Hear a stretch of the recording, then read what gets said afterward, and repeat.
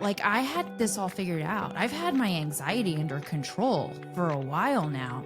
Why is it coming back? Why am I feeling out of control again? Why am I getting these weird physical sensations? Why am I completely losing my mind? And that hit me because I was just like, I'm a perfectionist. So yeah, it angered me. I felt like I was like, I've done the work. I've had the tools. Yeah.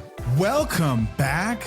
Welcome back to another episode of Till the Wheels Fall Off. I am Matt. I'm Paige. Stress spiral. Oh my God, are we in it? A little bit. Stress, man, can really screw you up.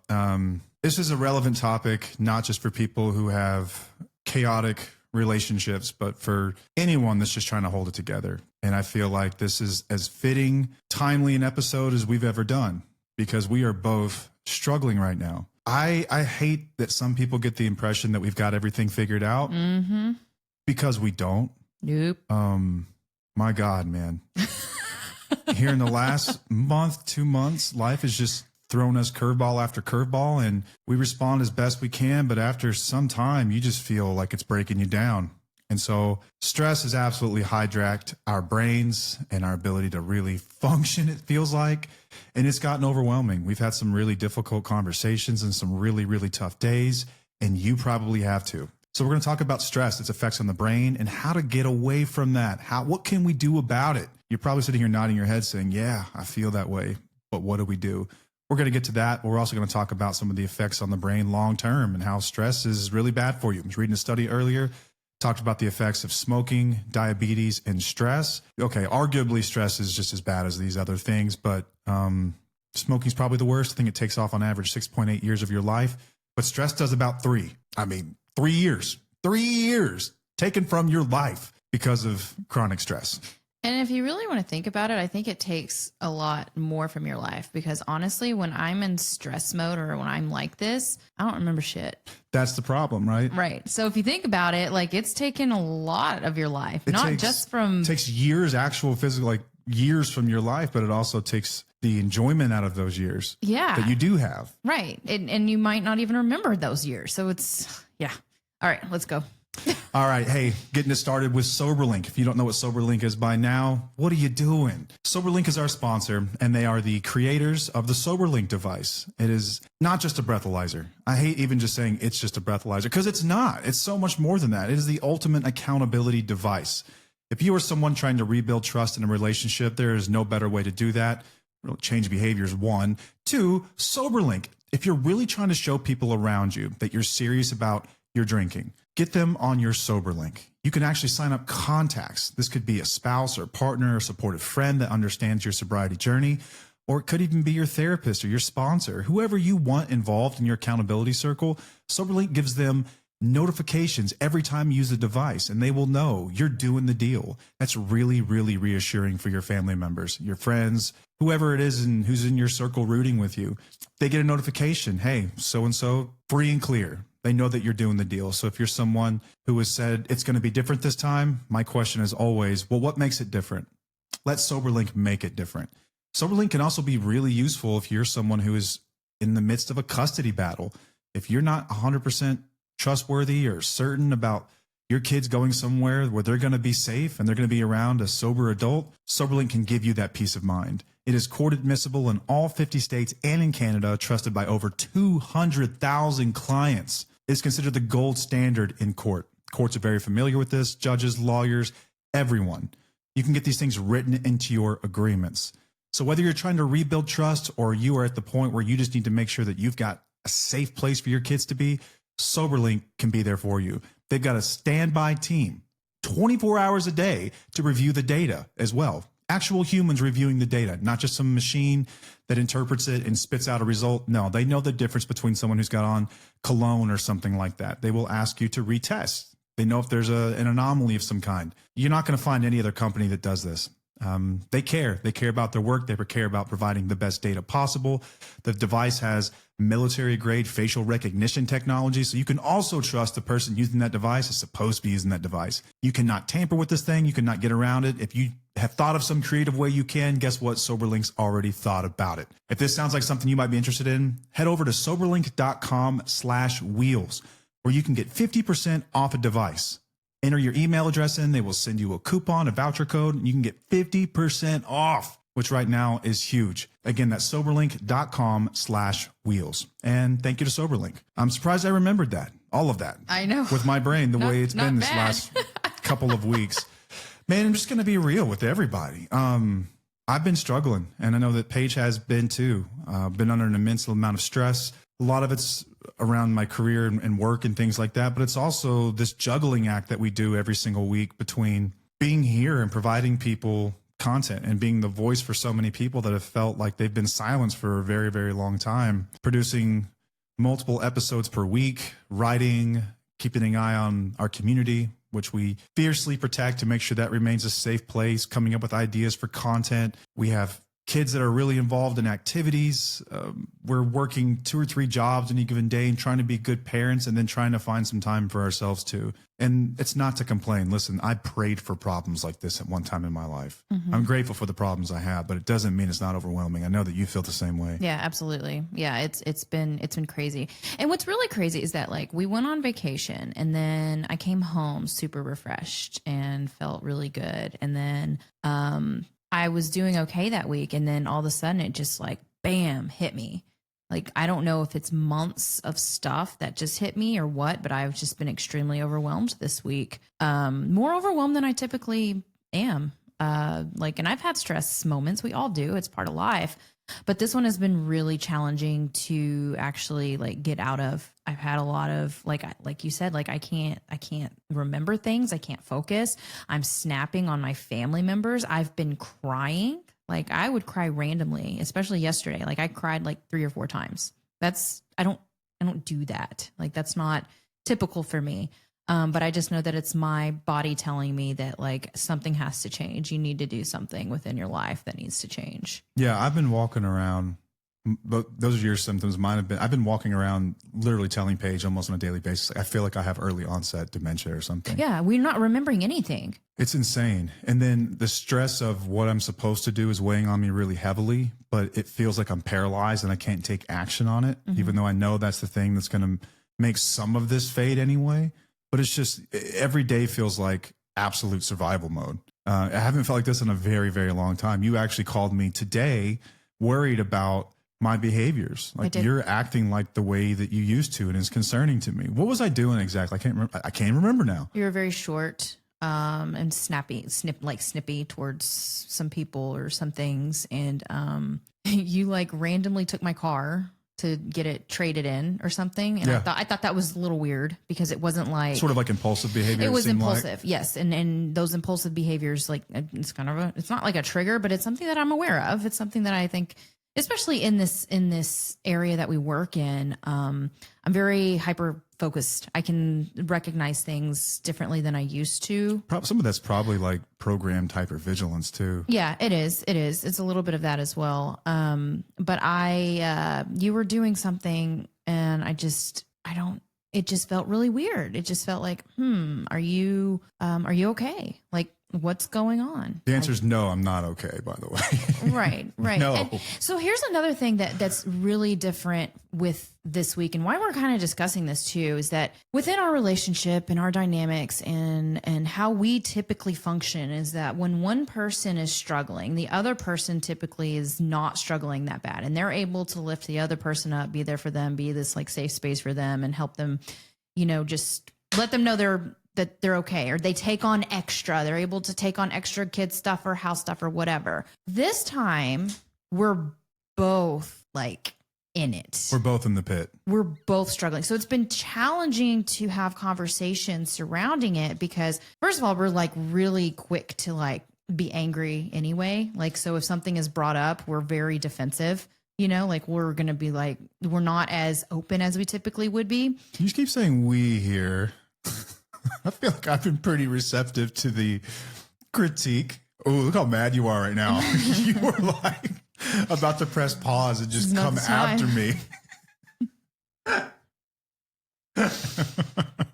Okay, I've been a lot more snappy than he has. That's true. I've been worse than you. Yes, I know that.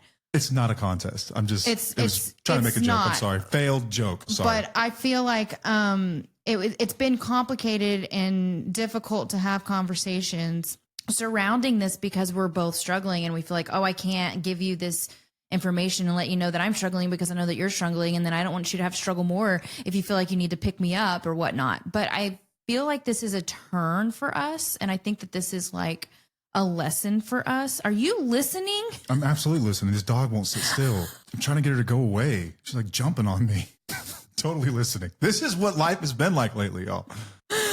So I almost feel like whenever we first started this podcast, whenever we were like, we fought in the background. Like we restarted our podcast a lot. We have not done that in a long time.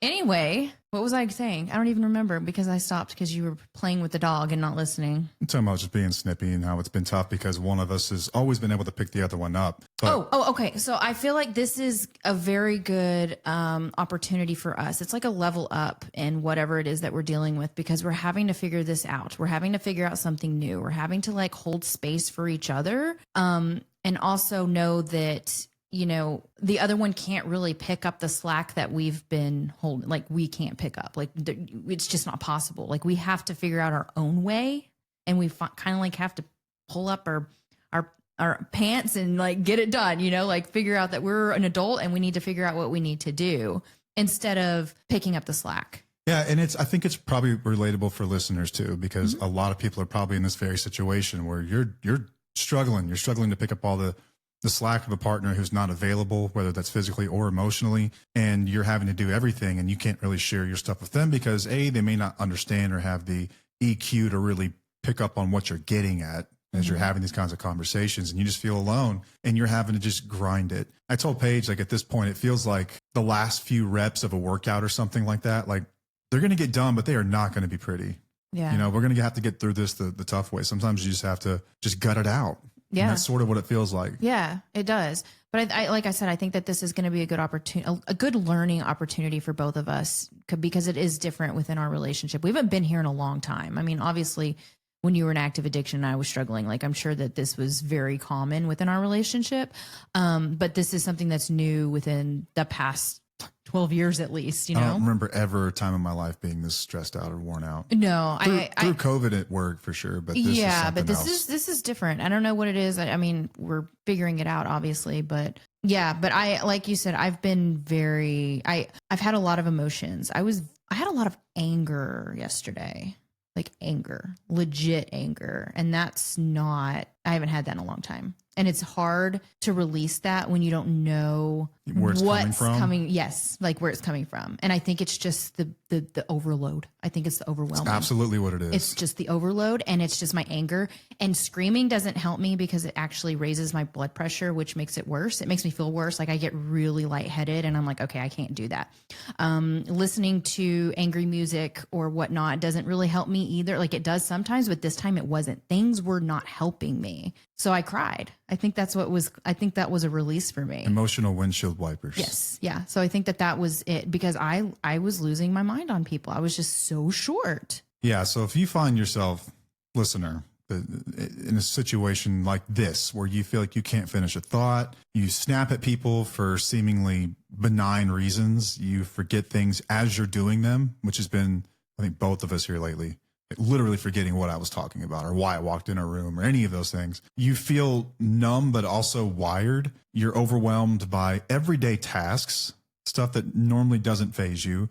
You feel either emotionally flooded or just emotionally flat, like a zombie. There's a reason. These are not personality flaws. No. These are neurobiological responses to chronic stress. That's what's happening. That's what's happening to you. So when the nervous system is stuck in sympathetic overdrive, this is your fight or flight response. We talk about this a lot in Paige's perspective. Or it collapses into freeze, which is also an option there. It stops prioritizing some of the higher level executive function that you're used to be able to do, like reason through thoughts or rationalize a really, really powerful emotion and sort of be able to bring yourself back down, or just focus or connect with other people or the world around you. These are the effects of stress. And this is very common for our listeners. I think we're approaching it from a different way, but it does feel like we are in the weeds with you guys right now. Relationship status aside, it feels like that. So I think it's going to be a relatable episode and helpful because I think a lot of times we're talking about this stuff in hindsight. And in this one, we're talking about this in the moment that it's actually happening. And the last thing we've ever wanted, like authenticity is our biggest, but most important value, I think. Never wanted people to feel like, oh, they just got it figured out and they're all good over there. Hell no, man. Struggle in different ways. Again, this is, it's great. This is life. This is what life does. There will always, the bird will always shit. Yeah.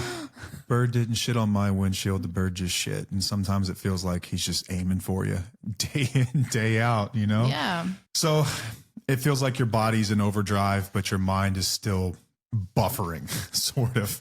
And we're going to talk a little bit about the science. What does the science say about this? So I was reading through a few articles and I read through a study as well. So the brain is the central organ of stress. This is where stress oftentimes originates. It's not always where it's felt. Actually, it's usually felt in other parts of your body, but it is where it originates. So the brain just doesn't respond to stress. It actually creates the stress response. It decides whether you're safe or you're in danger. It uses three major areas to do this. You have the amygdala, you have the prefrontal cortex, and you have the hippocampus. Think of your amygdala like your smoke alarm. This is how your body or your brain's telling you if there's an emergency or there's not. It senses danger. Whether that's real or perceived doesn't really matter. So for me, in a lot of ways, a lot of my danger is perceived danger, like truly. I think for you here lately, some of it's been like actual real danger. Like, do you want to talk about the bridge thing that came up where it feels truly like you're in danger and it's been really scary? Sure. I'll go down that road. Okay. Have heights ever bothered you in your entire life? I mean, yes. Think about when we go hiking. Oh, you're right. Yeah. Heights have always, that is not an uncommon fear or phobia to have whatsoever. It's scary. Yes. So back in March, when it was spring break, I took our daughter to Charleston. And there is this really big bridge that goes from Charleston to the city that we were staying in, which I believe was Mount Pleasant. Does that sound right? That is right. Oh my gosh, I'm remembering things because I've been trying to figure this out the past 2 days and I've forgotten. Now I hit it. Memory worked. It's coming back. And so we rented a car. It was just the two of us. And I started driving over this bridge and all of a sudden my hands started sweating, my muscles started tensing, my limbs were starting to go numb at some point. And I'm like, I've felt this before. Like, my heart started racing. This is a very familiar feeling that I've had. It's like the onset of panic. Yes, exactly. So I was like, I'm about to have a panic attack. Like, I know that I'm going to have a panic attack. I know this feeling. And I'm like, but why? I'm going over a bridge. I've been over thousands of bridges. This is not anything. And I'm like, it's beautiful. There's nothing I should be scared of. But it was this feeling of we were going up and you can't see like the other side. Oh, the crest of the bridge? Yes. So you're going up and so it's elevated. And so you just see the sky. And for some reason that triggered something in my brain. And I had a panic attack while I was driving. And y'all, I haven't had panic attacks in 8 years. And I actually pride myself on that. I talk about this all the time. I can't not believe you're having me talk about this right now. Does it feel sort of like... Sorry, Winnie. Told you the dog was jumping up on and people. See, that just, Sorry about that. That right there just made me... Tense up? Yes. This is the second time this dog has been kicked this week recording an episode. On fire. Oh my God. Winnie Beans weird. Winnie, I'm sorry. I'm sorry. Baby. I was just moving my leg. Anyway, what were you going to say? I'm sorry, baby. I'm sorry. Well, first of all, I was going to say the thing with the bridge. I've had a recurring nightmare since I was a little kid that I'm driving on a huge high-rise bridge and it just ends. Right. And I plummet and then I wake up before I hit the ground. Okay. I had that dream like not even long ago at all. Okay. But yeah, I mean, does it feel sort of like a failure of sorts or like a relapse of sorts? Oh, yeah. Do you kind of equate it to that in some way? But I want to be clear about this. It's not like the bridge that scares me. It's not the heights that scare me. It's like the fear of being out of control and not being able to pull over or not being able to save myself if something happened. I'm like, guys, I'm not a neurotic person. No, not at all. I'm really not. Really, really rational about stuff. I'm pretty rational about things. I'm able to really look at things from a rational perspective.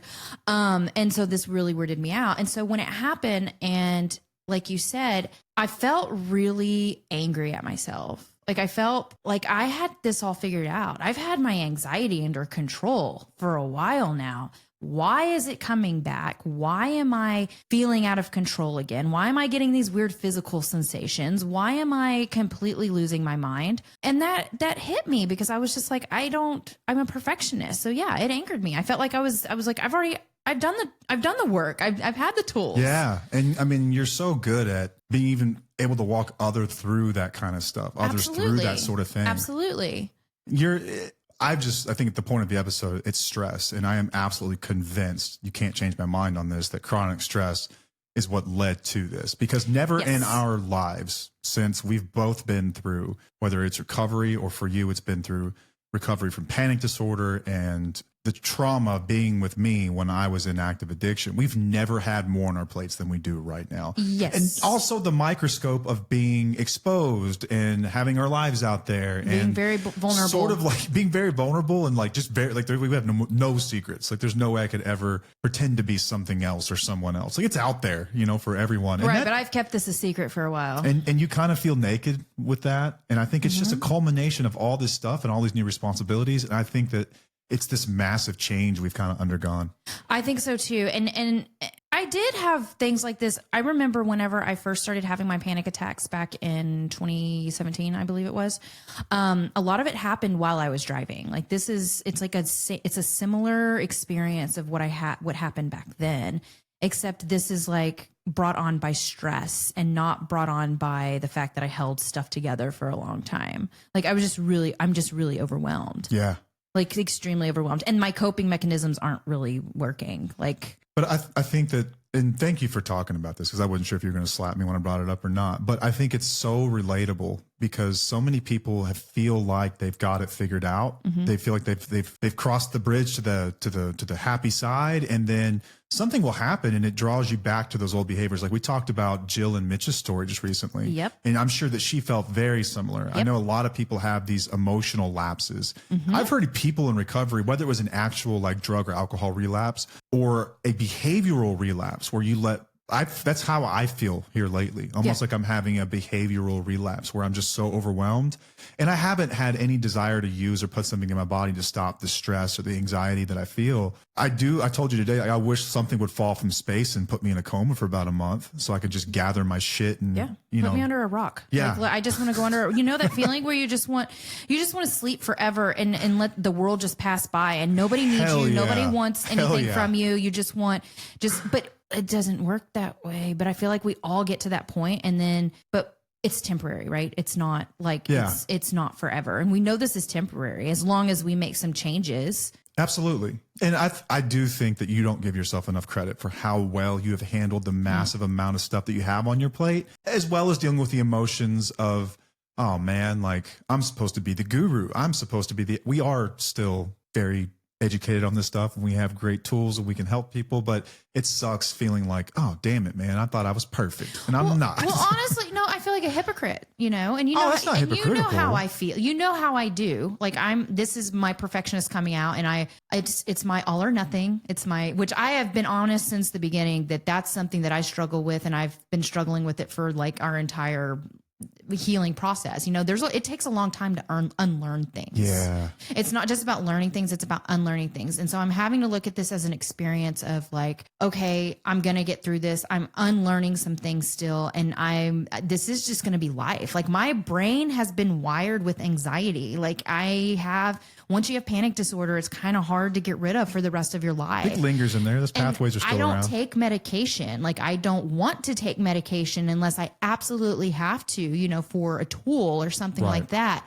But I try to avoid it as much as possible. But I just know that I know that I'm going to have to get back into just like, well, you're not giving yourself you're not giving yourself enough credit. I have watched you really, really dedicate time to exercise. I have watched you put in the extra hours to make sure that the environment that you're in stays nice and clean or at least comfortable so you don't feel that environmental stress from laundry stacking up or whatever project you might have to do that day for work stacking up. I've seen you journaling. I've seen you taking care of yourself. Kind of, but I feel like no. There you go again. You're not giving yourself enough credit. But even our kids have called me out. Oh, kids, like this whole week, they have called me out on like so much stuff, and like I was like, oh my god, and I'm taking it to heart. Two thoughts at once. It's valid when your children say things like this. It means that it is a signal that we are probably crossing over into an area where we ought to look at our behaviors, look at our environment, Yes. think about our stress.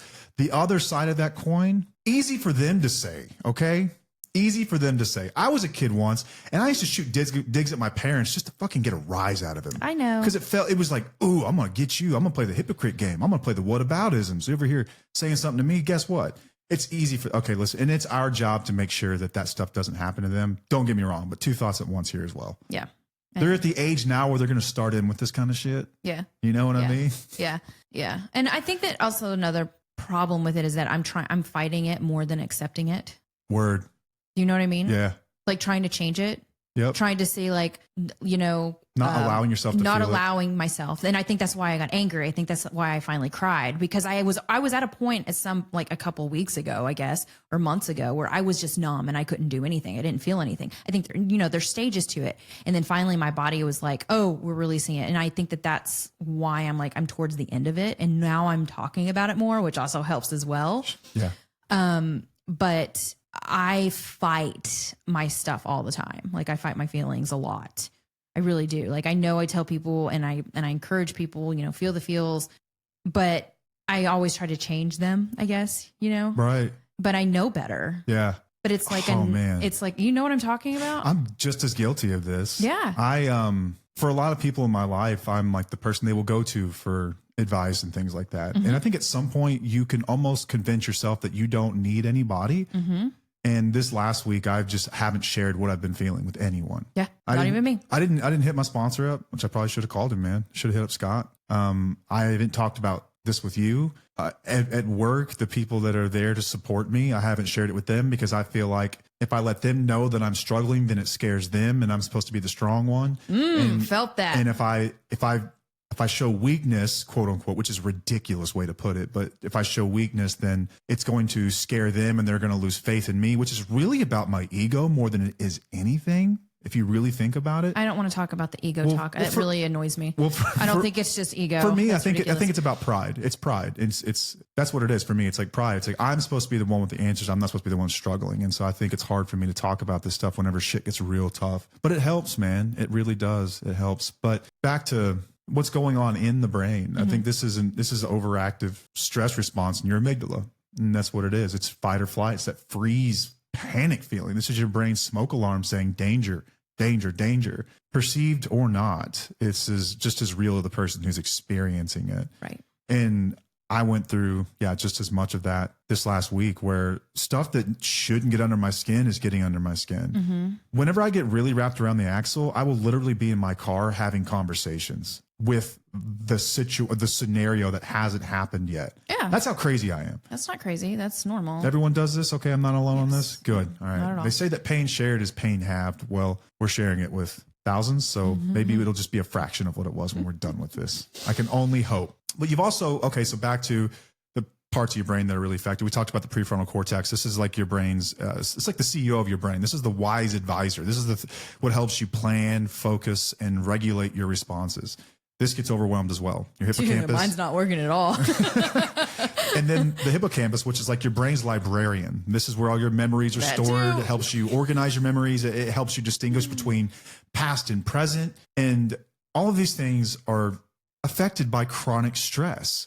So whether you're in a relationship, and we talk about this, and I hate to demean it to that point. It's not just about relationships. It's just about your life. And that's a component of your life. But it'd be silly to say that's the biggest problem you have. You also have, like everyone does, financial worries. The economy is really sketchy right now and it's scary. You've got the parental guilt of feeling like you're not there enough for your kids and you're not as present as you should be. And I feel that day to day, man, like I'm not doing enough. And then you've got like the pride you take in yourself and taking care of yourself and your body and your mind and everything else. And then you've got your work and You're your exhausting home. me. Man, there's so much. So much. And so Life. when stress becomes chronic, the system that normally helps you adapt, which is called allostasis, it's like homeostasis, but in the brain, becomes overloaded, and it's allostatic load. So when your brain body system is exhausted from being in survival mode for too long, these systems become overloaded. And so it's why people in chaotic relationships or very stressful situations, toxic homes, whatever it might be, feel like they're losing their minds. And it's not drama. This is literally biology. Yeah. And so you're not alone, and it's not unnormal. It just sucks. It really, really sucks. I don't want to get too deep in the weeds here, but stress can literally restructure and rewire parts of your brain. Like trauma, right? Yeah, like trauma, like addiction, like a lot of other things. Chronic stress can actually rewire your brain. So your hippocampus actually shrinks. Remember, this is where your memories are. So if you're like me and you feel like you've lost a filing cabinet in your brain and you can't recall even simple things. Like we've been in episodes before and I've had a panic feeling like, I don't remember the word. And this has been here recently. Like, I don't remember what I was going to say. I don't remember where we were going with that. That happens to me more now in the last few months when I've been really worked up than it has probably ever in my life. It feels like walking into rooms, forgetting what I was doing. There was something recently that you forgot. Oh, I think it was that you forgot that we were going on a trip or something. I forgot we were leaving town. Yeah, completely you forgot that, and you were like, I didn't want to tell you because I didn't want you to be mad at me for forgetting. Embarrassed. Because I used to be like, how could you forget? How could you forget? How could you forget? And I am so sorry for that. Like, because I get it now. Like, whenever you're super stressed, I forget everything, and I would cut you so much slack if you were to forgotten because I'm like, okay, I can barely keep up with what's going on tonight. You know? Yeah. Like, I get it, but I wanted to apologize for. Man, I was embarrassed. Frankly, I was just flat embarrassed. Like, I just forgot. I flat forgot. But your executive function drops too. See? Your prefrontal cortex helps you make decisions, rationalize your responses, and everything else. It's affected. Your amygdala becomes overreactive. So reactivity, fear, anger, these things happen more frequently. It's like your brain's internal smoke alarms going off every 5 minutes. This is like that triggering feeling. It's as when we snap at our kids or snap at coworkers or fire off angry emails or attack people in comment sections online. It's just out of character. There's a reason. It's biology. So stress hormones are at play here. We've all heard of cortisol, right? Cortisol gets blamed for a lot of stuff, actually. Yeah. Man, sometimes I think it goes a little too far. There are some smoozing ass influencers out there pushing all kinds of products, supplements, whatnot for people.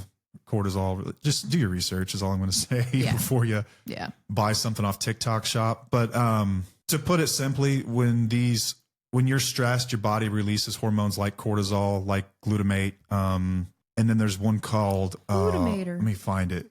It's glucocorticoids. It's a fun one to say. Glucocorticoids. Say it. No, I was thinking about Joe Dirt and the last name Nudemaker. You said something that reminded me of that. I couldn't even remember what it was called. Either way, when these hormones are at play, they do something called dendritic pruning. So these are like the synapses in your brain that make memories and make connections quite literally get trimmed down. Like, you're dumber. I'll just put it that way. You're dumber. You have less function. You will feel dumber. And that's how I have felt. I have felt dumb in the last month or two. Me too. Nuts. Like, I can't even answer simple questions. But it's because your brain is reallocating resources, right? It senses danger. We are in overload mode. We don't have time to be eloquent right now. We have to focus on the task at hand, which is my heart rate is increased because I'm in fear for the next 48 hours or whatever bill is in the mail or whatever it might be. And it's just nonstop, man. What's up? You got something? I'm just thinking it's just from, I think we're overdoing things. For sure.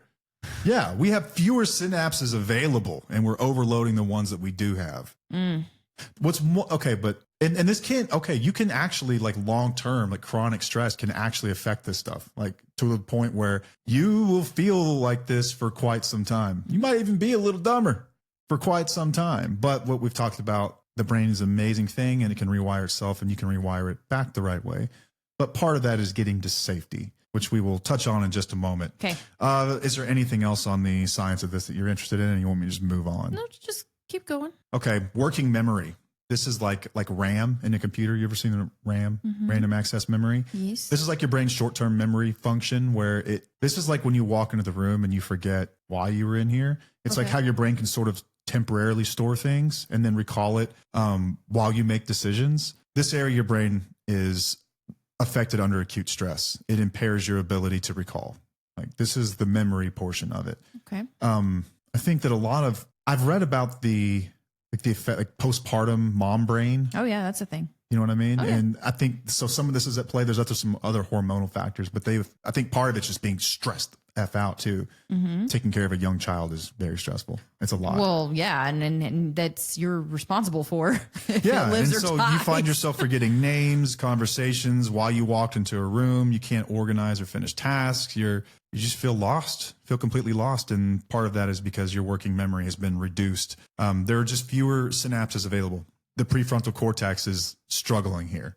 It is not getting the attention that it deserves because we're so focused on fight or flight. You know, it'd be great What's up? if I could go to a rehab for 30 days. Oh, wouldn't it? Just to get your so shit that together I could, again? like, work on myself. Yeah. And yeah, it must be nice. So, hey, we differ here. This is interesting too. We were talking about stress. When the world gets really stressful, you said that the world gets loud. Yeah. Like, I feel like my senses are heightened, all of them. I feel numb. Okay. So I go through that first, but then there's another whenever. There's another level there's I haven't hit level. yet. Yeah. I get irritated sometimes, usually pain induced, but like you said, like everything feels loud and Everything feels loud. Like just like what Winnie just did. The when she yelled because you kicked her. Didn't mean to kick Poor her. That was a baby. complete accident. I'm so sorry. I know. But when she yelled, it was extremely loud to my ears. Yeah. And it was like jarring for me. Like I was just like, okay. The kids stuff. Like I get really like you were on your phone earlier listening to TikToks or something. And I'm like, it's just too much right loud. now? It's too much. I don't know if it's just sensory overload or what. But like my physical sensations do change. Like I can feel things a lot more. Like my hands get tingly when I'm super stressed. That's like part of, if you're going to have a panic attack, sometimes you can hyperventilate and there's no oxygen going to your hands. So you get tingles. Yeah. My head also does this weird, stretchy thing. Like it feels like there's a rubber. Oh, I know what you mean. There's like a Like headband that tightens. Almost like it's numb kind of. What it feels like, and it's weird, you wouldn't understand because you've never been pregnant, but whenever you have a contraction, your uterus completely tightens and it feels really weird. I feel like that's what happens in my scalp. Oh. It's odd. It's not a pain. Uncomfortable, it's just though. a very weird sensation that I get. Think about whenever my ear thing that I had back in the day. Okay, that was because of my jaw Yep. or whatever. I just feel things a lot more. Do any of their other senses feel numb? No. My emotional sense is like it's not really a sense, I guess, but my emotions would be numb before, but not now. Right now, everything's coming out because it's just it can't hold in and it can't hold on any longer. So there was this interesting study. They put mice, these poor mice, right? Mice are always getting the shit in the stick. Oh, that's not nice. Under chronic stress, and what they found was auditory input, so sound evoked activity in the cortex reduced. And this is how I feel. I feel like there is a layer of parchment paper that you can it's opaque between me and the world. People will be talking to me and it's like, I'm not hearing them. And part of it's like, I physically can't hear. And I think it's just because I can't focus because my brain is so overactive in other ways. Yeah. And I don't hear people. So you could be talking to me. I'll be looking right at you and I will not be hearing you. It's the weirdest feeling. Okay. You I don't know get that like feeling. that? No. I do. I get that feeling.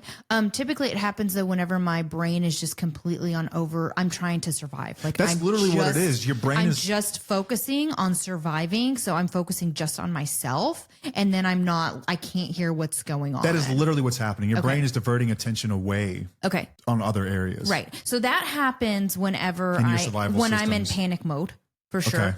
So like if Sydney or something was talking to me or whatnot, I wouldn't be able to hear because I'm completely just focusing on trying to live. Yeah, and it's like it's your brain's way of turning down the volume of the world so it can focus on staying alive, so it can focus on survival. Remember, your brain's job is to keep you safe. You know what's crazy though is that a lot of the things that we deal with these days are not life or death, the threats that we have. Most of them, no, but I'm a catastrophizer in a lot of ways. No, I know that, but I mean, just think about it. Like we have to retrain our brains to understand what's actual danger and what's not, because our bodies react the same. Like if a bear is coming after you or if you're getting a text message from somebody that you really don't want to talk to. It's the same experience. Remember, we had this discussion one time, I think late one night, we were talking about like, do we have it too easy these days in general? Yes.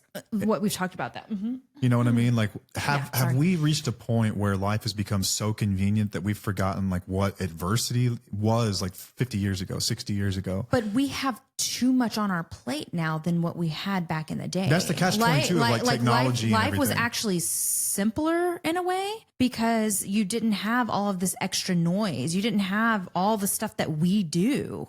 I didn't know what was happening in the Middle East like right now. Right. I'd have to wait for you the would paper only know what's going on within your whatever. tribe or your community. But like, Right. think about all the stuff. Like, people didn't have a million jobs to do. They had their one job that they had to do to take care of. Now we're like, people have multiple jobs. Everybody's involved in their Travel child's lives. sports. Travel sports, extracurricular activities, all that stuff we've added on. Hey, I like my extracurricular activity that I do with our kid. I thought you were looking at me. No. I'm thinking about like that travel baseball group that I'm in with the parents and all that. Yeah. So we've added more to our plates, and I don't think our bodies know how to adjust to that. I don't think we were meant to do all this shit. No, I don't think we are either. And I've been trying to tell you that shit for years, but you don't listen to me. What do you mean I'll listen to you? Of course I do. No, we weren't meant for all this. No, we're But, not. And some of us are actually more sensitive to it than others. And that's where you and I differ. Like, you can go. Are we going to talk about this in a minute? Yeah, Okay. that's perfect Are we segue. going into Go it? ahead. Okay. I'm gonna get into the science of it. So Matt is really good. Like, he can go balls to the wall. He can do so much. He can handle stress way easier than I can, like, these days. You can keep going and going and going and going. I am able to recognize when I need to slow down because my stress levels are going up pretty quickly. And I'm like, okay, something needs to change. But I can't handle it very well, but I continue to keep going because I'm married to somebody who challenges me, and I try to keep up with you. It's true. Like, think about it. We have different ways of stress. 100%. I'm an HSP, and I think that has a lot to do with it too. Like, I'm very sensitive to things. Very sensitive, right? But it's not a bad thing. It's like, okay, but I know when I'm going to burn out, and I know that I need to do something about it. You just take a lot longer to get to that point. You get to that point, but it takes you a lot longer than me. And I usually just hang on for dear life until you get to that point. And part of this is genetic. If you've ever wondered, I know I have, why do some people handle stress better than I do? I've always felt like I always felt like I missed a day of school where they passed out the syllabus where they told you, hey, this is the syllabus of life. And this is how you respond to stress. This is how you act in social settings. This is how you find friends. This is how you fit in. I feel like I was like the only kid that didn't get the memo. And there were those people, and those people knew how to act right. And then there was me and people like me. And I've always just struggled. And it's insane because I'm hearing you say that you think I handle stress well. I think it's the opposite. I think you handle stress better than I do. I guess it's not handle stress. I guess it also depends on what it is. I think it's like your burnout meter. Oh, okay. Yours is way. It's like pain tolerance, you mean? I guess so. For I guess stress? so. I guess your pain tolerance for stress. Yes. So I think I can handle. I don't know. I don't know. I just kind of like push through it and gut through it and just kind of deal with it until it catches up to me like it is right now. I think that my burnout meter is way smaller than yours. Like, it just. I don't Gotcha. know. I can recognize the red flags before you can. I see. Man, I'll never forget it. I used to do CrossFit a lot, and I loved it. I love the competitive aspect of it between me and the clock. And now me and the clock do not have a good relationship. If I see a clock in a gym, I'm out. Oh yeah, I don't want anything to do with it anymore. I used to love it, but there was this workout where you had to do 100 thrusters for time. If you don't know what a thruster is, you take a barbell with, so 95 pounds is what you get, and you do a front squat, go all the way down, and then you stand, and then you squat it back up, and then you press it over your head. Yeah. And that's one rep. We had to do 100 thrusters for time. And for men, it was 95 pounds, and I think for women, it was 65 pounds or something. Maybe it's 135 for men. Whatever it was deceivingly Ridiculous. heavy, where after about 15 or 20, you're like, uh-oh, it's going to be in trouble. I remember I got to the 99th rep, and my legs were shaking. And I went to stand up the 100th rep, and my body failed. Mm-hmm. I could not move. I couldn't lift. My legs were blood red. And it Okay. took me like 2 or 3 minutes to recover enough to pick that back up and go.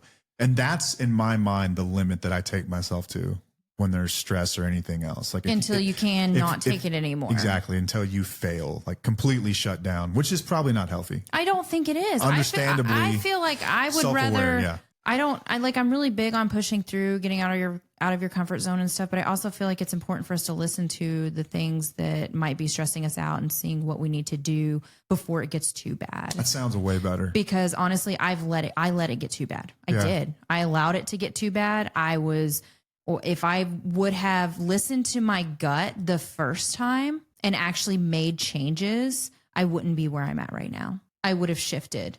I would have not gone through my panic attacks. I wouldn't have been so overwhelmed. More of a proactive approach to stress management. Absolutely. Because that's how I roll. Like I can look at things, like I know when something needs to be changed, but for some reason I just keep pushing. We didn't talk about that as far as our solutions, which we'll get to in the end, but we need to add that one.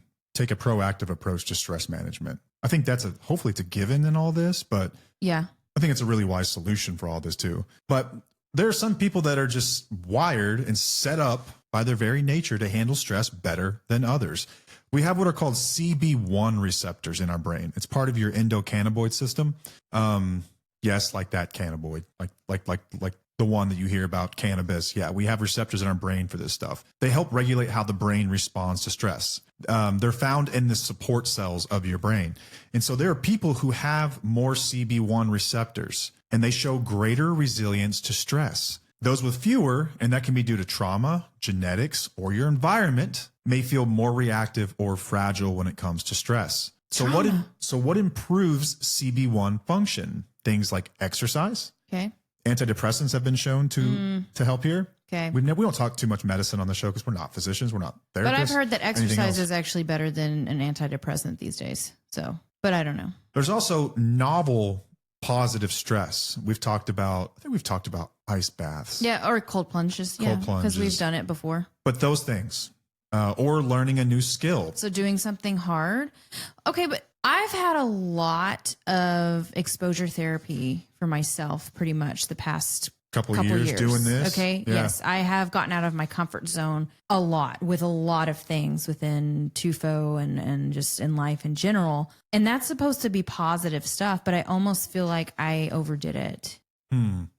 Maybe is it positive? Is it not? I don't know. Like, is it going to be helpful for me? I think it'll be helpful for you. Like Huberman talked about how doing difficult things that we don't want to do help increase your willpower, and they're going to make you more productive in a lot of ways. But what if it stresses you out? Right. So like downstream, what's the other side of that, right? It's like Newton's law. For every action, there's an opposite reaction. So is it that your stress hormones increase? Is it that you have a reduced resilience to stress? Is it affecting your CB1 receptors to some degree? I'm not sure, but he talks about like the anterior midcingulate cortex, which is your AMCC. Okay. And it actually grows and it strengthens whenever we do things we don't want to do. And it literally makes it easier to do hard things. So I don't know. I'm sure that there's pros and cons. And I think for every time that you put something in this bucket, it maybe hurts another one somewhere else, you know? Yeah, but also I'm not a brain scientist. I don't know. And I also did read somewhere. Like I do know that exposure therapy, if doing it too much, can actually put you in override like this. Yeah. So I don't know if I did it too much. Possible.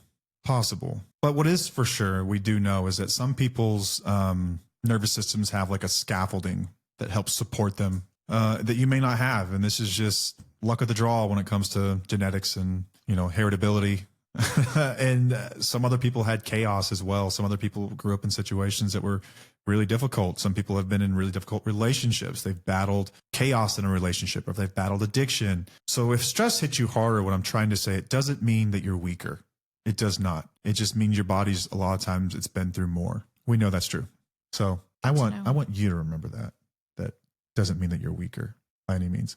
Plus you're a highly sensitive person, HSP. Which is that's the sixth sense. I think there is one that's like the EQ sense, which is it's a superpower, but it comes with the downside. And the downside is that it wears you out. All those mirror neurons and being overreactive, that takes a toll. Yeah. I've talked to you, Dr. Taylor's talked about this with me as well. It's like you feel like you need to retreat to a dark room sometimes. and you feel weak because of it, like something's wrong with you. But this is just how the way some people are wired. There's nothing wrong with it. I think that what you mentioned earlier, taking a proactive approach to it can be really, really beneficial. So it would also say the long-term stress has been shown to contribute to cognitive disorders, things like increased inflammation, sleep disruption, hormonal imbalance, and you also have a higher risk of dementia, Alzheimer's, and other cognitive decline, early onset type stuff. That's true. Stress will do this to you. I really do feel some days like I'm losing my mind, and I feel like I'm going to lose my mind before I'm 50 or 60 years old, and I'm going to be a guy that's going to be like 50 first dates. That's going to be us before long, I feel like. I think we're there.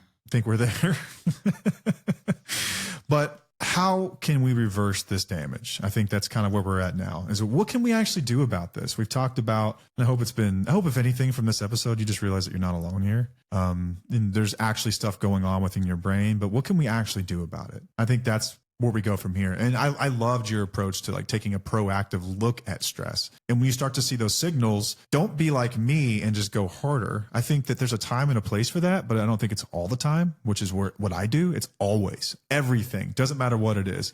I can handle it. I'll figure it out. I'll do it. I'll be better because of it. I just have like this Goggins approach to life in general. And I'm not him, I'm not a maniac. And I mean that in a respectful way. And I love Goggins. I love his approach on some things, but I do think that it can go too far especially with people who have had trauma. Like it said, like people who have had trauma, it's not simple. Like we can't go hard like that. It just doesn't. It just doesn't work. We're gonna burn out quickly. But you can rewire your brain through ritual. Rituals are safe. I was telling Paige about this today. I'm going to be leaving town and it's at a really tough time, end of quarter for work. And it's like, man, I need a routine to feel safe. When I'm out of my routine, I don't feel safe. It feels hectic to me. And I feel like that's a weakness that I should overcome, but I think it just is right now. So you can do some things to give your life some predictability, because predictability equals control.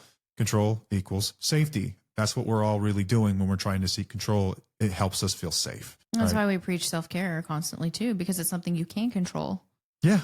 So if you have a routine, you can find safety. It does reduce cortisol and these stress hormones. It's also good for you. It can also help release a lot of stress. So something like going to bed at the same time, waking up at the same time, eating familiar foods on a regular basis, hopefully healthy ones, and exercising. These things are really, really helpful for a routine, just to help you feel safe. So if you're in it right now, seek safety through routine. The comfort of routine cannot be understated enough or overstated enough. It's amazing. What's next? Sleep, right? Your favorite? I love to sleep. Prioritizing sleep's huge. Like treat sleep like it's medicine. 7 to 9 hours at least. 7 to 9 hours. I know it depends on your age and stuff, but this is like uninterrupted sleep, which I know a lot of parents with younger ones don't get that. Getting a whole lot and of that's that. Another thing too, is that when people say to prioritize sleep, it's like, some of us can't. Yeah. But it will get better one day, and that's another reason why you might be stressed and overwhelmed as well, is because you're not getting the sleep that you need, and that will totally mess up your coping. See, here we go. Your stress. Yep. But if you don't have littles, you can get some sleep and try to sleep more and keep it pretty routine. Sleep's going to help you. If you've ever just been highly emotional, like I get like this, if I'm highly emotional and like really wrapped around the axle about something, living with a lot of fear, usually when I wake up, I feel better about it. Only the worst things do I not. If I wake up and I still feel horrible about something, I know it's like really serious. But a lot of times sleep can cure that kind of thing. Move daily. Move daily. We do know that movement boosts your CB1 receptors. Exercise, move. It improves your mood, lowers inflammation, and it doesn't have to be intense. Just do something rhythmic. Nope. Go for a walk, dance, stretch, clean to some music, and just aim for consistency over intensity, which I think is great. Like at 15 to 30 minutes, like start there. Just get something going. Start getting some movement in. Yeah. It will. And if you can get outside, get outside. You can also seek social safety. So this is a great time to plug our community. We've got a free Facebook community for our listeners called Tufo Community, where you can get safe social interaction.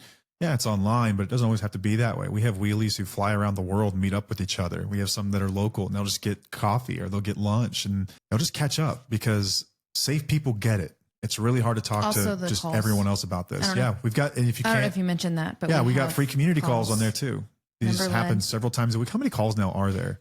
We have one Monday, Tuesday, Independently Strong is on Wednesday, and then Thursday and Friday. So We have four free community calls. Yes. And then Independently Strong, we've also got a course we built. You probably heard us talk it's a about it. program.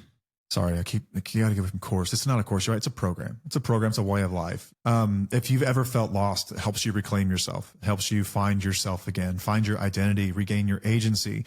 We built a course alongside a licensed therapist, and it's 10 modules long. Are you laughing? What did I do? You said course. I did it again. Can you take over? You're better at this anyway. I will do this. I know. I didn't expect you to take over. I was going to Run do it. Yeah, no, we have a program that is built next to a licensed therapist. And we dig into a bunch of different things that you might be dealing with. I do talk about my panic attacks, actually, now that we've discussed this. Like, I talk about it within the program and how I got through a lot of it. I probably need to take our program again. That might be a good idea, actually. I don't know. I mean, it never hurts to go back through it. Like a lot of I people think work it it's several great. times. No, it's really good. info. Like every time I go through it and I look through it, I'm just like, oh my damn, gosh, it's I love good. this. I think it's great. We talk about boundaries. We talk about healthy relationships. We help you have a relationship evaluation. We help you figure out what your values are. We have the self-care. I don't know if I talked about that yet. And the self-care module is very important, especially with what we're talking about right now. Heck yeah. with the stress. We actually break it down for you and help you touch on all the different categories of self-care, emotional, mental, social, spiritual, physical.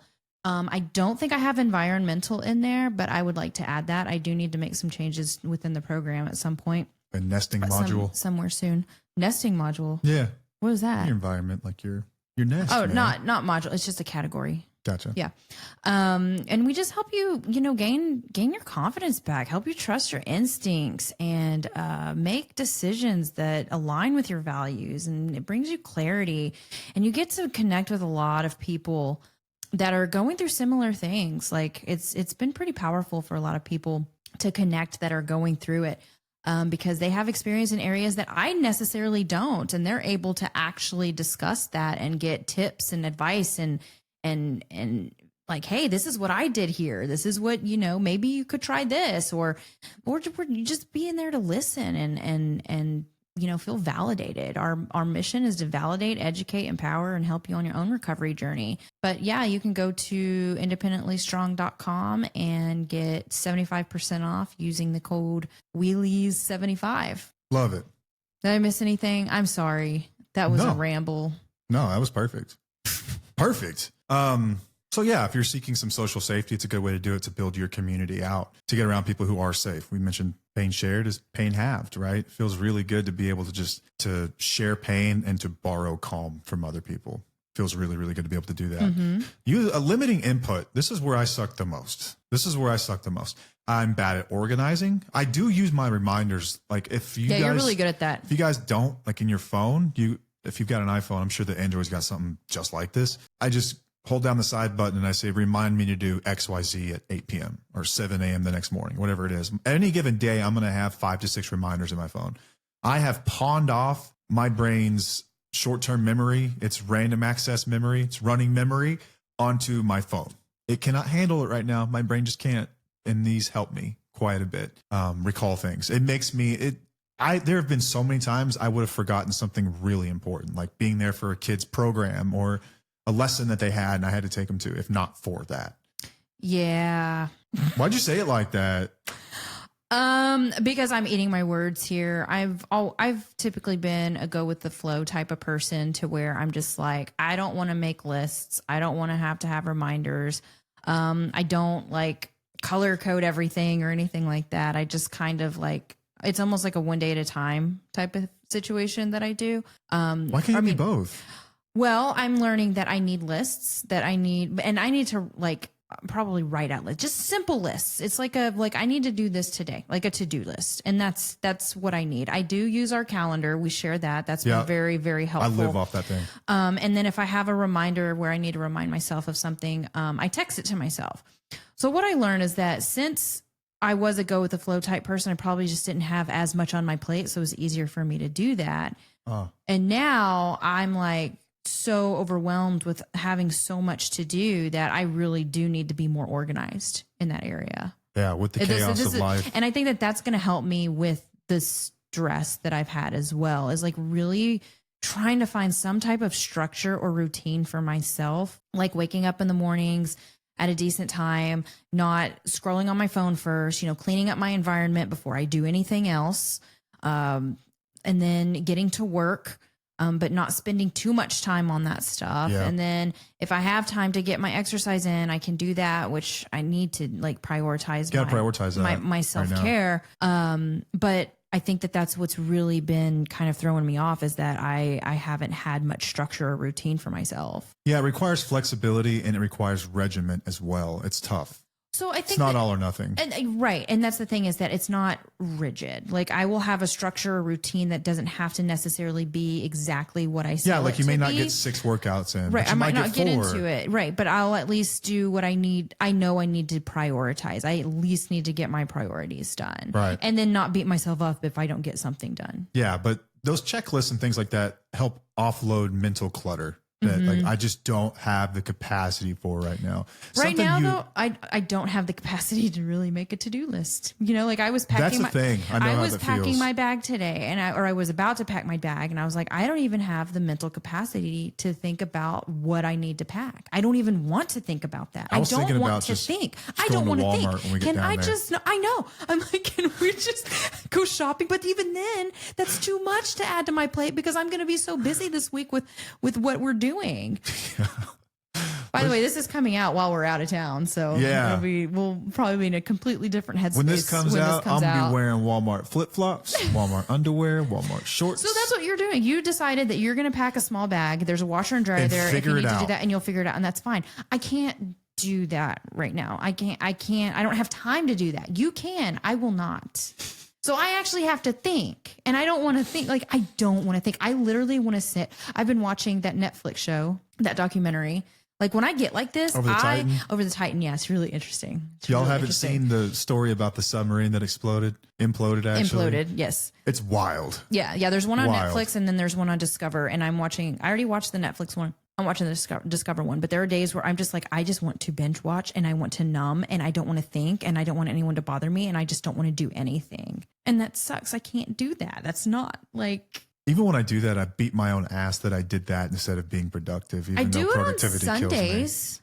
Sundays are like my day to do that. But then I have the Sunday scaries or whatever when you're thinking about the week that's coming. It's like it's never ending, guys. Like life is never ending. This is life. Yeah. But we have to figure out a way to fucking manage it, or I'm going to lose my mind and you're going to want to divorce me. No, and man. Our kids are going to be like, your kids will divorce you before I will. Oh yeah. They're already like, Mom. And I'm like, this is not me, guys. This is not who I am. Like I've done this. I've already it's a new level of it. And a new chapter and with new challenges. That's a good way to put it. It's a new level of it. It's a new opportunity to learn more things and to actually get my ass into gear and figure out what it is I need to do to make sure that I don't lose my shit. You've also actually, and you haven't mentioned this, but I've seen you journaling here in the last couple months. I haven't journaled in the last week or two. But in the last few months, pedantic, but yes. Offloading mental clutter, journaling can help too. Talking to someone else. Journaling. But it also, if it does anything at all, it limits input, right? So like TikTok, especially if your algorithm is like world news, man, try searching some cat videos or something. Or just get off. Just get off of it totally. Everyone knows that I go on social media breaks. I've been open about that, and I will go off and I'm not going to talk for a while. Like I'm going to go do this for a while. And I need that. I have to. We're consuming too much information, and our brains cannot take it. And we're on every platform.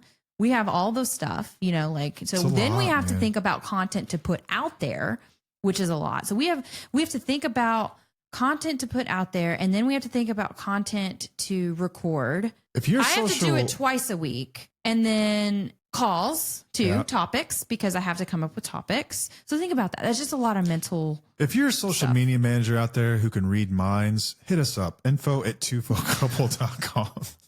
You'd be really useful. Who can read minds? Yeah, that's the number one job requirement. You have to be able to read my mind, because I don't. You can't ask me what needs to be posted because I don't know.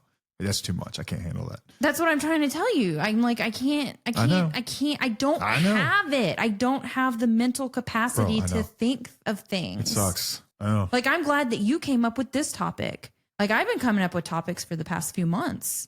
Yeah, you've been like, it's been what, and I'm like, I can't. I'm sorry. I don't know. I was so overloaded, and I wanted to come up with something like trust theme and all this other stuff we've had here recently, but I was like, the only thing that I can think of is what we're going through right this moment. And this has got to be relatable for somebody. I hope it helps somebody. I hope it at least helps you feel like you're not alone. Yeah. But we might lose some people because then they're like, oh my God, these people are crazy. No, man. If you drop us because we're supposed to be perfect at everything, unfollow, unsubscribe now. That wasn't ever the point. Yeah, I know. I know.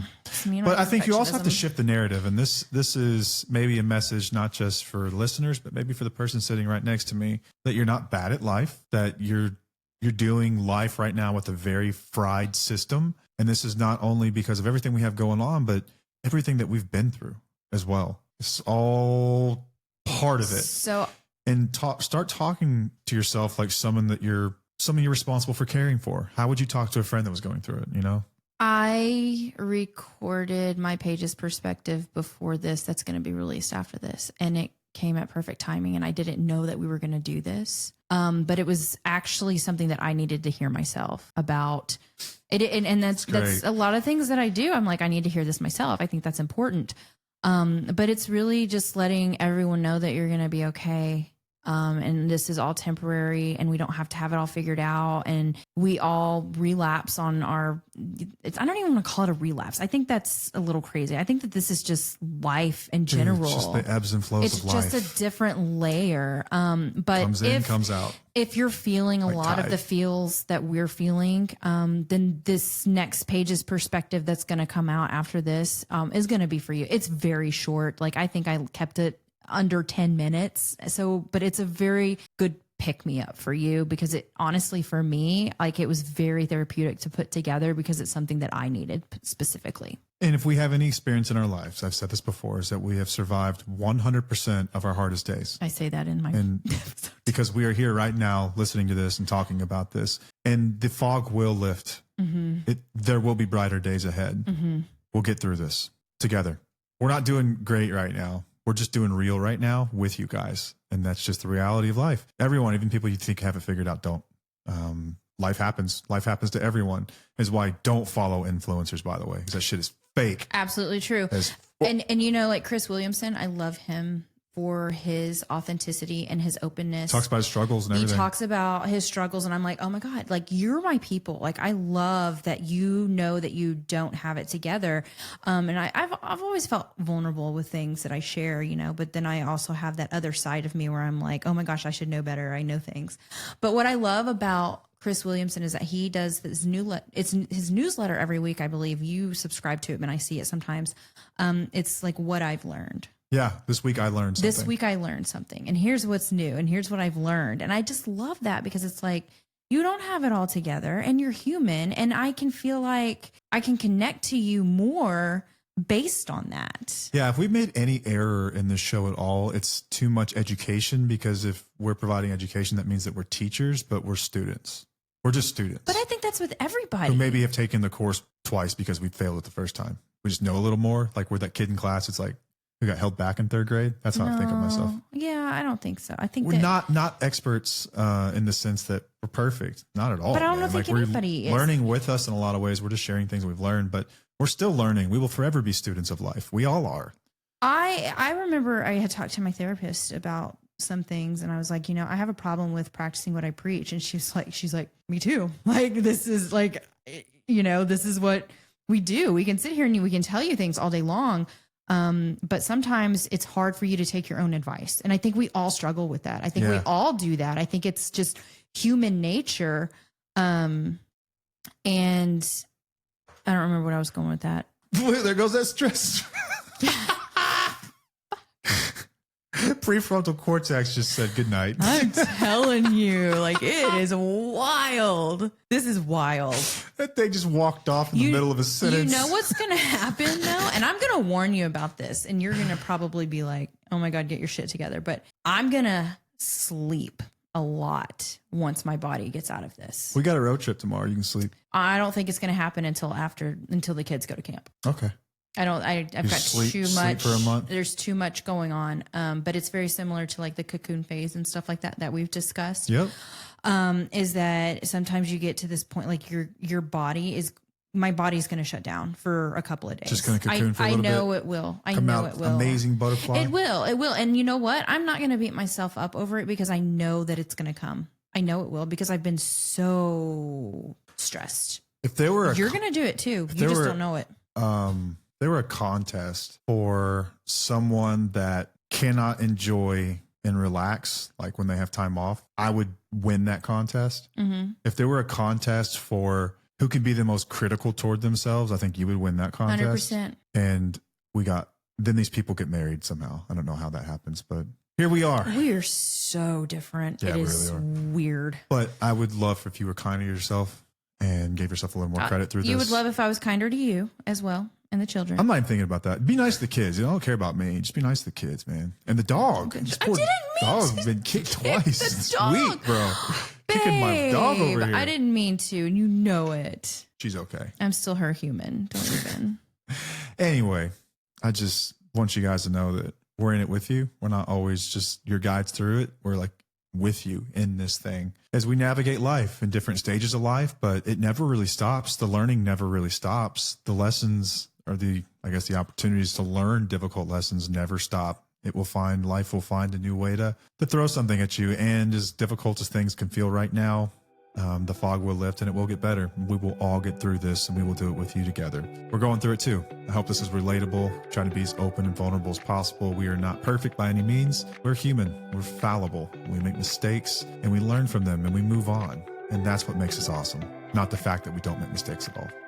So I hope this was helpful for you guys. I know it was for us. If anything, you've just gotten an inside look at our therapy session together. Yay! And it was a fun way to spend an hour and 20 minutes now. Yeah, how long is it? I don't even know. Hour 15 or so. Okay. After Freights cuts it, it's probably cheaper. See, Brandon working. It's probably less than that. But until next time, I am Matt. I'm Paige. And we'll see you. Bye.